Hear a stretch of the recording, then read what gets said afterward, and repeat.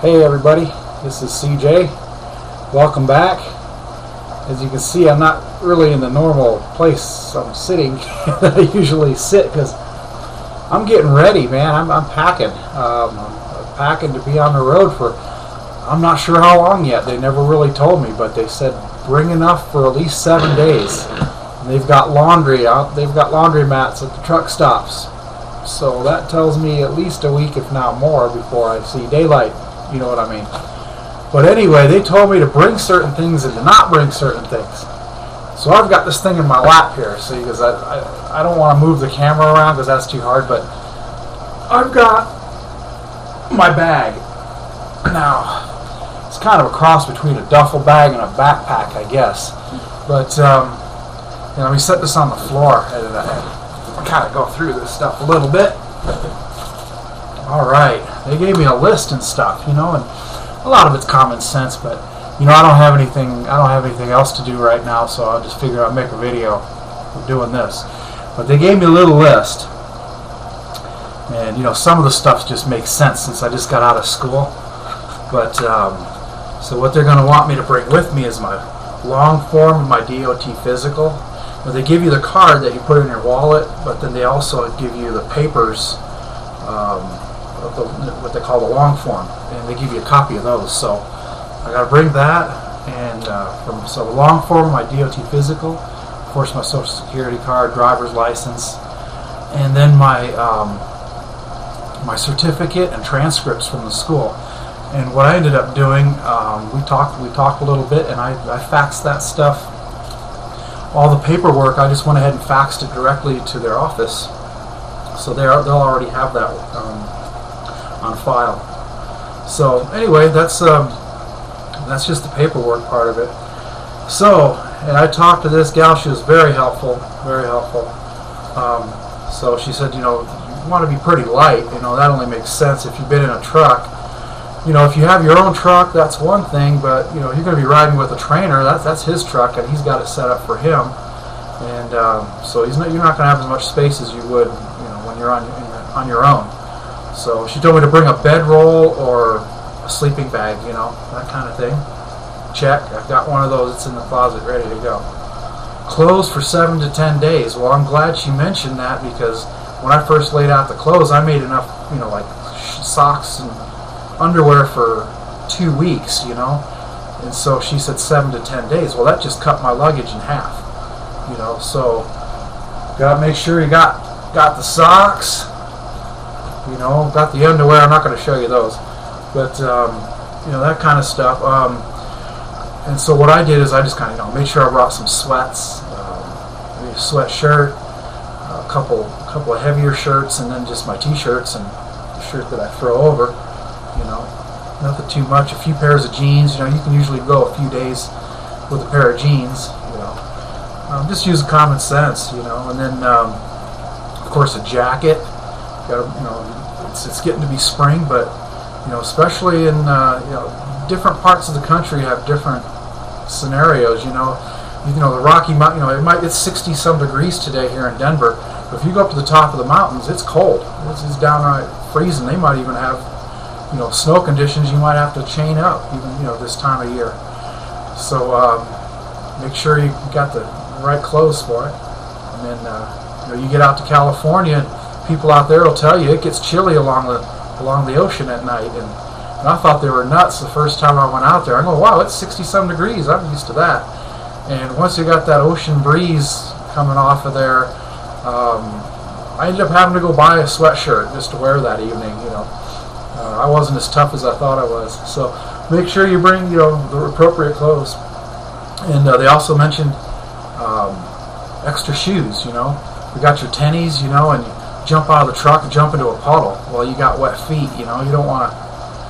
You don't want to be sitting in wet shoes all day, man. That's one of the worst things. And that was a pretty good tip there. She said, bring an extra pair, And then, clipboard. And I've got my fancy clipboard. I used to be a courier, so I've got one of these metal ones. I can get my bill of ladings and everything in these things, and still have my clipboard from my logbook. And so they want you. Also wanted to bring a fine tip pen. that kind of thing, filling out your logbook. And the thing I always bring, a little ruler, that way you can make nice lines on your logbook. It looks good when the DOT checks it and they see it's all nice and clean. It's a little pointer I got from somebody. And then calculator, of course. Work gloves, that's something you can't stress. Make sure you get a nice pair of leather, a decent pair of leather gloves. So I usually carry a pair of leather gloves and then a regular pair of gloves to keep my hands warm. And of course, I'm going to need money for until I get a paycheck. So make sure you got enough money to get you through that first week or so. The other thing, next thing that's a big deal, a shower bag. It sounds simple, but got all the goodies in there, man. The shaving stuff and soap with a soap kit and toothbrush and shampoo, razors, all that stuff. Keep it in a good spot, that good stuff. And then let's see. Oh yeah, somebody made a good suggestion. Flip-flops for the shower. I've already got those packed away, so I'm not, you never know what you're going to get on your feet, you know what I'm saying? Nothing worse than having a bad case of fungus among us. She also, this gal suggested, bring an extra towel and a washcloth just in case, I know they have them at the showers at the truck stops, but you never know what you're going to get, so carry an extra just in case.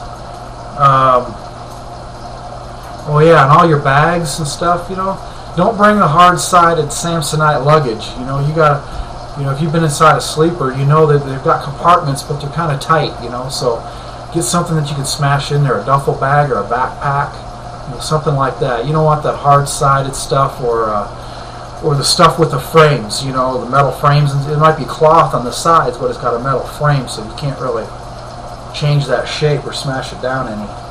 Now mine does have a bottom in it with some wheels, but the other sides can be smashed down. That's so I've got, they didn't put this on here, but something that I recommend, and I'm sure every truck driver or anybody that travels will tell you this. The extra roll of TP just in case. They didn't mention that, but I always suggest that to anybody. And then the one more thing that I put in there was I've got this big plastic zip bag, and it folds up real nice in the side pouch here. But once you get your dirty clothes, you don't want to shove your dirty clothes back in with your clean clothes. So I've got this plastic zip-up bag, and I just take all the old dirty stuff and throw it in that and zip it up. I think the trainer would appreciate you a little bit if you didn't have your stinky clothes and your stinky underwear laying under his pillow, Probably not a good idea. So, just kind of think of the other guy. Maybe bring a can of foot spray or something, just to keep things pleasant in the truck. You're going to be in there a long time. Anyway, besides that, they told me, what not to bring. They said, don't bring a camera, like a video camera, recording equipment. She kind of knows that, some of us are into that, and so don't bring that stuff, and don't bring a computer with you. Just keep it light. Keep it light for right now. So basically, all I'm going to have is, my bedroll, which is just going to consist of a sleeping bag and a pillow, and this one bag, and that's what I'm going to have. That should be more than enough, and I think everybody will be happy with that. Anyway, I'm going to cut this because I only got about 45 seconds left. I'll see you next time. God bless, and see, I got to come up with an ending, something cool. If you come up with an ending, give me some messages. Anyway, God bless, and I'll see you next time.